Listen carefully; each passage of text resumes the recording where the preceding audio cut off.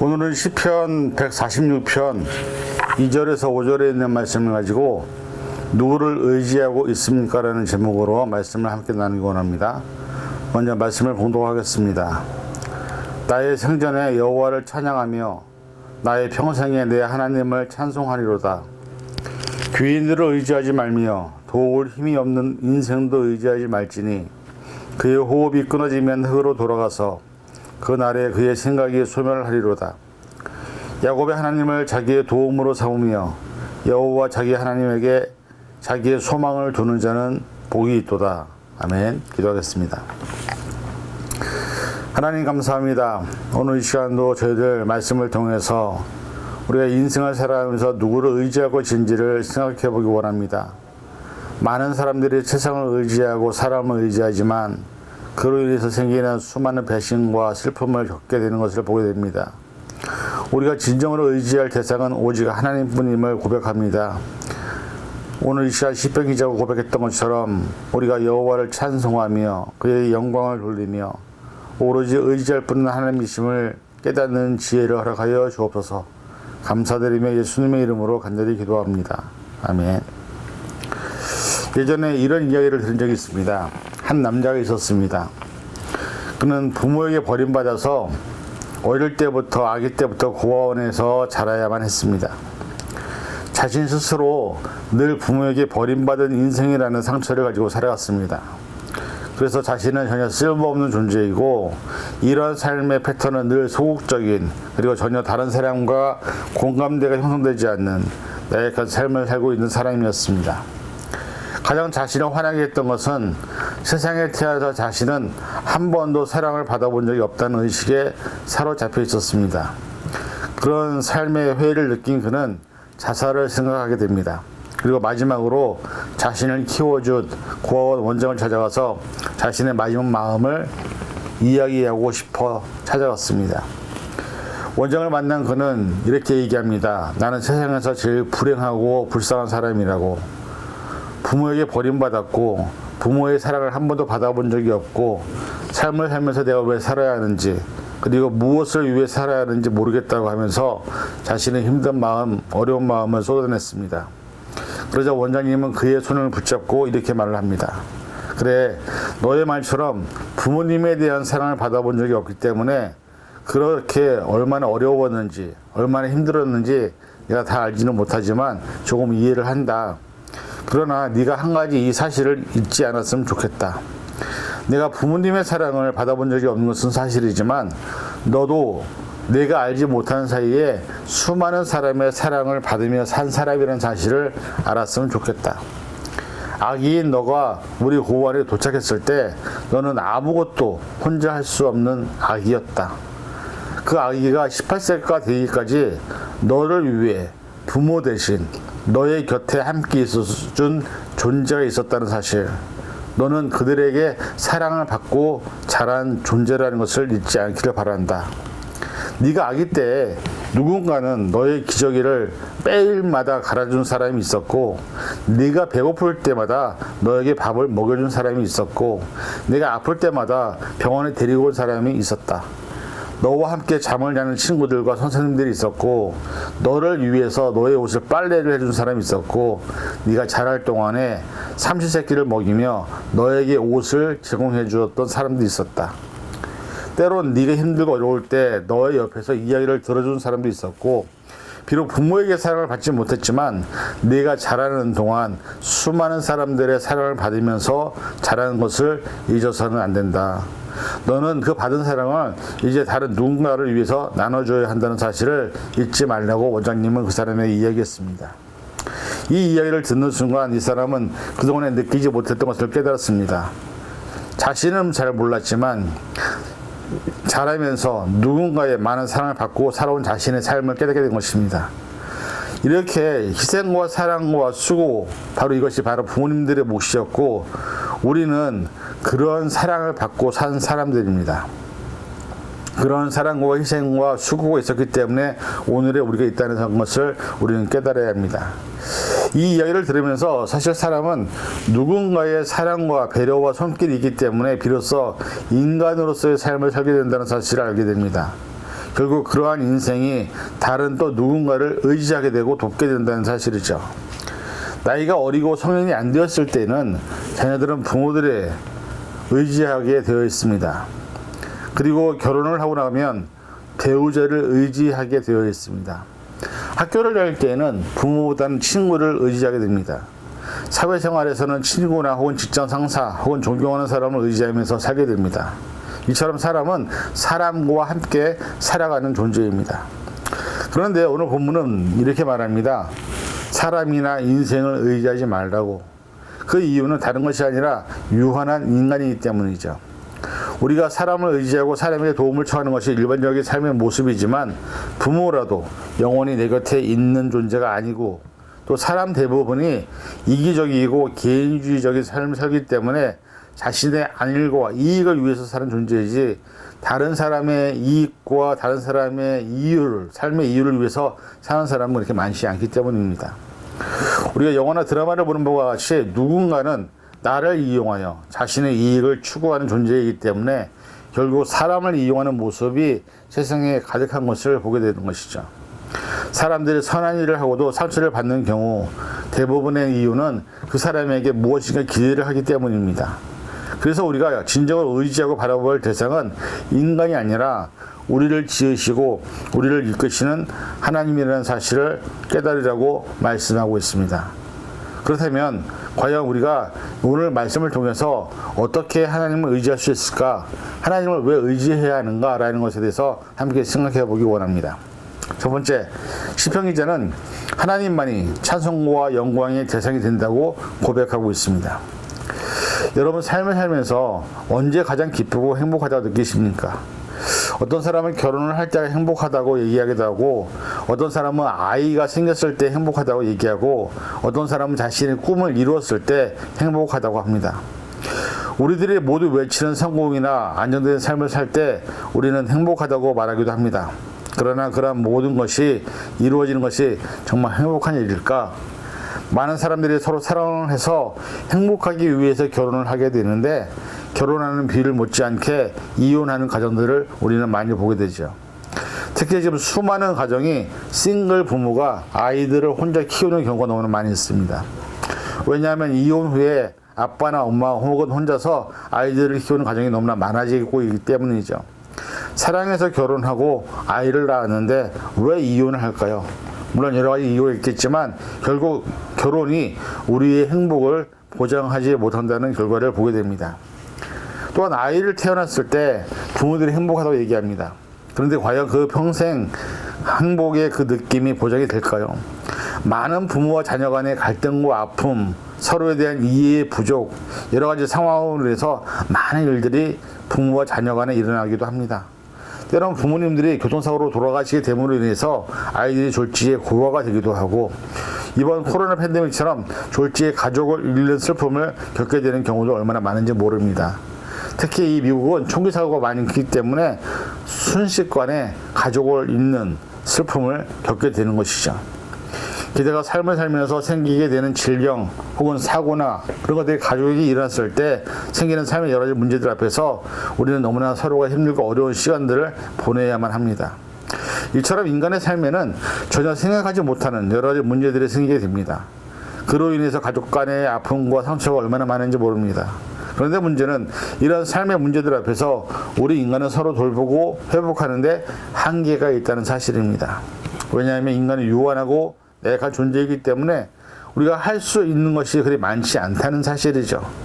그런데 시편 기자가 하나님을 찬양하는 일이 선하고 아름답고 마땅한 일이라고 얘기합니다. 그 이유를 시편 147편 2절 3절에서 이렇게 얘기합니다. 여호와께서 예루살렘을 세우시며 이스라엘의 흩어진 자들을 모으시며 상심한 자들을 고치시며 그들의 상처를 싸매시는도다. 신앙과 믿음은 하나님으로부터 나오는 것입니다. 우리는 많은 사람들의 이야기를 통해 성경을 통해 사람이 감당할 수 없는 힘들고 어려움이 있을 때 그들이 하나님을 의지하고 하나님께 기도할 때에 하나님은 인간이 할 수 없는 놀라운 일들을 이루시고 결국 하나님의 자녀들과 백성들을 돌보시고 회복시키신 역사를 수없이 보아왔습니다. 그래서 우리가 하나님께 찬양으로 영광을 돌려야 하는 것입니다. 오늘 나의 문제들, 상심한 자를 고치시고 상처를 싸매시는 나의 하나님 아버지, 이 사실을 우리가 깊이 깨달을 수가 있다고 한다면 찬양이란 우리에게 주신 명령이기 때문에 우리가 하나님을 의지하고 하나님께 찬양을 드려야 하는 것입니다. 오늘 저와 여러분이 살아가는 모든 시간 동안 우리의 삶을 지키시고 인도하시고 회복하시는 분은 우리 주변에 있는 사람이 아니라 바로 하나님이라는 사실 앞에서 우리 모두 하나님의 권능과 능력을 나타내므로 하나님의 위로하심과 회복과 은혜를 경험하는 저와 여러분이 될 수 있기를 간절히 축원을 드립니다. 둘째는 본문에서 야곱과 같이 하나님의 도움을 의지해야 한다고 말합니다. 왜 야곱의 하나님이라고 하셨는가? 여러분 혹시 생각해 보신 적 있습니까? 아브라함의 하나님, 이삭의 하나님, 야곱의 하나님. 우리가 아는 바와 같이 야곱은 형 에서의 복을 가로챈 뒤 궁지에 몰렸습니다. 엄마의 리브가의 권유대로 집을 떠나 삼촌 하란에게 땅으로 가게 됩니다. 길을 떠나기 전 다행히 아버지로부터 이삭의 축복을 받고 가지만 그 축복이 인생에 어떻게 작용할지는 아무도 몰랐고 그 길은 멀고도 험했습니다. 그의 파란만장한 삶의 여정이 시작된 것입니다. 몸과 마음이 지친 상태에서 잠을 청하려 했지만 돌 하나 베개 삼아서 잠자리에 들게 되죠. 그리고 꿈을 꿉니다. 꿈에서 야곱은 꼭대기가 하늘에 닿아 사닥다리를 보게 되는 것이죠. 그 사닥다리를 통해서 하나님의 사자들이 오르락내리락 하는 것을 보게 됩니다. 이것을 과연 무엇이었을까? 야곱은 그 어디에도 연결되어 있지 않았습니다. 그냥 세상에 내던져진 비참한 상황이었던 것입니다. 그런데 그가 꿈꾼 대로 사닥다리가 이 땅에서 저 하늘과 꼭대기까지 닿았다는 것은 그의 인생이 어디에도 연결되지 않고 버려진 것 같아도 그가 보지 못하고 있을 뿐이지 결국은 이 땅의 인생이 하나님과 연결되어 있다는 것을 보여주는 것이었습니다. 사닥다리를 통해서 하나님의 사자들이 오르락내리락 하는 것은 아무 의지할 데 없는 야곱과 같은 그 인생도 하나님께서 보호하고 계신다는 현실을 보여주는 것이었습니다. 꿈에서 야곱은 하나님의 음성을 듣습니다. 창세기 28장 13절 14절 내가 누워있는 땅을 내가 너와 내 자손에게 주리니 내 자손이 땅의 틸끝같이 되어 내가 서쪽과 동쪽과 북쪽과 남쪽으로 퍼져나갈지며 땅의 모든 족속이 너와 내 자손으로 말미암아 복을 받으리라는 말씀을 듣습니다. 그리고 여기에 더해서 고단한 삶의 여정 가운데서 하나님이 함께 하시겠다는 약속도 받게 됩니다. 잠에서 깨어난 야곱은 자신의 현실을 이제 다르게 보게 되겠죠. 아무도 없는 것 같았고 의지할 데 없는 것 같았고 온통 혼돈과 공허뿐인 그 인생이 하나님이 함께 하시는 것을 알게 되었기 때문에 다르게 보기 시작했다는 것이죠. 그리고 그때부터 다른 인생을 살게 됩니다. 그동안에 하나님이 자신과 함께 있었음에도 불구하고 깨닫지 못했던 야곱은 이렇게 고백합니다. 창세기 28장 16절 여호와께서 과연 이 여기에 계시거늘 내가 알지 못하였도다. 그렇습니다. 하나님은 바로 여기 나와 함께 계신다는 것입니다. 나와 상관없는 곳 다른 곳에 계신 것이 아니라 바로 여기 계신다는 것을 깨달았던 것입니다. 여호와께서 여기 계신 것을 깨달은 야곱의 첫 번째 감정은 두려움이었습니다. 그냥 두려움이 아니라 거룩한 두려움이었습니다. 야곱은 거룩한 두려움으로 그곳에 제단을 쌓게 됩니다. 자신이 베고 잤던 돌을 기둥 삼아 그 위에 기름을 부어 거룩하게 구별한 뒤 그곳에 베델이라고 불렀습니다. 즉 하나님의 집이란 뜻이죠. 하나님의 집은 바로 현재 내가 삶을 사는 바로 현재입니다. 바로 여기입니다. 하나님을 만나는 곳, 하나님의 만남을 거룩함을 두려움을 경험하는 곳, 하나님을 만나 제단을 쌓는 곳, 하나님을 만나 예배를 드리는 곳, 그것이 바로 하나님의 집이고 하나님은 어디 다른 데 계신 것이 아니라 우리와 함께 지금 여기에 계신다는 사실을 깨닫았던 것입니다. 야곱은 거룩한 두려움 가운데 예배를 드린 뒤에 하나님께 서원을 합니다. 서원은 어떤 물리적인 힘에 의해서 가게 되는 것이 아니라 하나님을 만난 신비한 체험 때문에 자발적으로 드리는 감사의 행위였습니다. 창세기 28장 20절에서 21절 야곱이 서원하여 이르되 하나님 나와 함께 계시어서 내가 가는 이 길에서 나를 지키시고 먹을 떡과 입을 옷을 주시어 내가 평안히 아버지의 집으로 돌아오게 하시오면. 그런데 이것은 어떤 조건이라기보다는 야곱에게 이미 주어져 있는 은혜였습니다. 하나님은 이미 야곱과 함께 계셨고 야곱이 바라는 대로 지키시고 먹을 떡과 입을 옷을 주시고 평안히 아버지 집으로 돌아올 것을 약속하셨습니다. 그런데 사실 이것은 야곱에게만 주신 은혜가 아니라 저와 여러분 모두에게 주신 은혜인 것을 우리는 고백해야 합니다. 야곱의 하나님의 경험은 그를 구원으로 인도했고, 하나님께서 그에게 허락하신 땅에 또 자손에 대한 약속은 다른 말로 표현하면 구원의 약속이었습니다.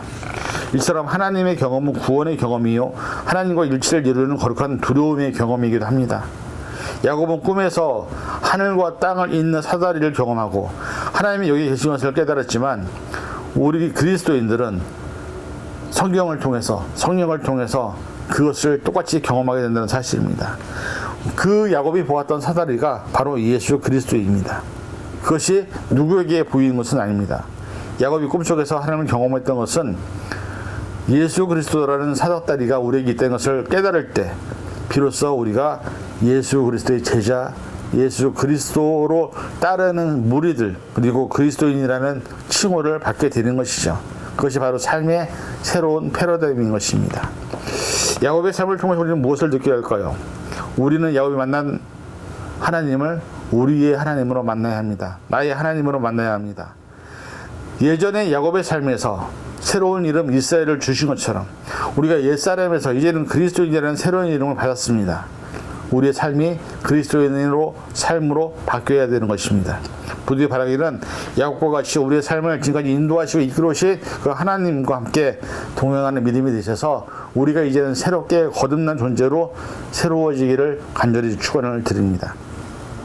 셋째는 하나님께 소망을 두는 자가 복이 있다고 말씀하십니다. 우리의 삶의 소망을 지금 여러분 어디에 두고 있습니까? 바울은 예수님이 십자가 외에 자랑할 것이 없다고 하였는데, 과연 우리도 그러한지 우리 스스로 돌아보아야 합니다. 사람은 대부분 힘이 있고 돈이 많고 권력이 많은 사람을 통해서 자신의 삶의 목적을 이루고 싶어 합니다. 그래서 범죄를 저지르고 나쁜 일을 했어라도 자신의 목표와 욕심을 채우기 위해서 얼마나 악해지는지 모르죠. 그러나 이러한 삶을 사는 사람은 세상에 속한, 육에 속한 사람들이라는 것을 성경은 누누이 말씀하고 있습니다. 그러나 하나님의 자녀는, 진정한 그리스도의 제자들은 절대로 그런 삶의 환경에 자신을 두지 않습니다. 세상에 흘러가는 대로 근데 자신을 내어맡기는 삶을 살지 않습니다. 여러분, 죽은 물고기와 살아있는 물고기의 차이를 아십니까? 죽은 물고기는 이미 죽었기 때문에 물이 흘러가는 대로 자신의 몸을 맡겨버립니다. 왜냐하면 죽었기 때문에. 그러나 살아있는 물고기는 물속의 흐름에 연연하지 않습니다. 자신의 힘으로 얼마든지 물과 다른 방향으로 헤엄칠 수도 있고, 내가 원하는 방향과 목적을 향해서 갈 수 있는 것이 살아있는 물고기의 특징입니다. 살아있는 물고기와 죽은 고기의 차이는 영적으로 내가 살아있는지 영적으로 죽어있는지에 따라서 내 삶의 방향이 지금 세상을 따라가고 있는지, 아니면 하나님을 향해서 세상을 정면으로 바라보고 거슬러 올라가고 있는지를 알 수 있다는 것입니다. 시편 147편 11절, 여호와는 말의 힘이 세다 하여 기뻐하지 아니하시며 사람의 다리가 악세다 하여 기뻐하지 아니하시고, 여호와는 자기를 경외하는 자들과 그의 인자심을 바라는 자들을 기뻐하시는도다. 하나님은 자기를 경외하는 자, 그 인자심을 바라는 자, 나는 하나님밖에 없습니다라고 얘기하는 그 사람을 사랑하시고 겸손한 자를 기뻐하신다는 것입니다. 사람은 강한 자를 좋아합니다. 사람은 힘 있는 자를 좋아합니다. 권력 있는 사람 옆에 있기를 좋아합니다. 하지만 하나님은 자기의 힘을 뽐내는 사람들을 경멸하십니다. 시편 147편 6절, 여호와께서 겸손한 자를 붙드시고 악인들은 땅에 엎드리시는도다. 그런데 우리의 삶은 어떻습니까? 어른이나 아이나 할 것 없이 모두 스펙 쌓기, 힘 쌓기에 혈안이 되어 있습니다. 하나님을 기쁘시게 해드리고 싶다는 말을 하는 우리들은 다른가요? 하나님과 힘을 동시에 갖고 싶어 합니다.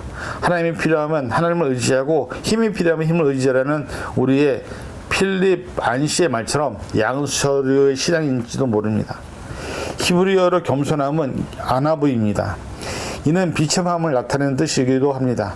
겸손함이란 자신의 부족함과 비참함을 아는 것입니다. 사람마다 질병이 있습니다. 모두가 똑같은 상태가 아니기 때문에 병을 고치는 첫 번째 단계가 무엇인지 아십니까? 요즘에 여러 가지 중독이 나타나고 있는데, 중독을 치료하는 데 있어서 가장 중요한 것이 뭐냐면, 내가 환자라는 사실을 내 스스로 인정할 때부터 치료가 시작이 됩니다. 나의 연약함, 나의 죄성, 나의 욕심, 내 자아가 세상적으로 악하다는 인정을 할 때 비로소 하나님의 역사는 시작이 된다는 사실입니다. 찬양 중에 시설이라는 찬양이 있습니다. 거기에 이런 가사 나옵니다. 내게로부터 눈을 들어 주를 보기 시작할 때 주의 일을 보겠네. 내 작은 마음 돌이키사 하늘의 꿈꾸기 안에 주님을 볼 때. 내게로부터 눈을 들어 주를 보기 시작할 때 주의 일을 보겠네. 내 작은 마음 돌이키사 하늘의 꿈꾸기 안에 주님을 볼 때. 모든 시선을 주님께 드리고 살아계신 하나님을 느낄 때 내 삶은 주의 역사가 되고 하나님이 일하기 시작하네. 성령이 나를 변화시켜 모든 두려움 사라질 때 주의 일을 보겠네. 황폐한 땅 가운데서 주님의 마음 알게 되리. 주님을 볼 때 모든 시선을 주님께 드리고 살아계신 하나님을 느낄 때 내 삶은 주의 역사가 되고 하나님은 일하기 시작하네. 오늘 우리의 시선이 하나님을 향해 이해해야 합니다. 그럴 때 하나님의 역사가 시작이 됩니다. 하나님이 일을 하기 시작하십니다. 그래서 우리는 하나님을 의지해야 하는 것입니다. 부디 바라기는 저와 여러분 모두 하나님을 의지하는 인생이 되시를 간절히 축원을 드립니다. 결론입니다. 세상을 살아갈 때 우리는 사람보다 세상보다 하나님을 의지하는 것이 더욱 중요합니다. 야곱을 통해서도 발견한 바와 같이 또한 인생은 우리에게 진정한 행복과 회복을 주지 못한다는 사실, 사람은 모두 한계가 있다는 사실, 그리고 우리가 우리의 시선을 하나님께 향할 때 하나님은 우리를 통해서 일하신다는 사실입니다.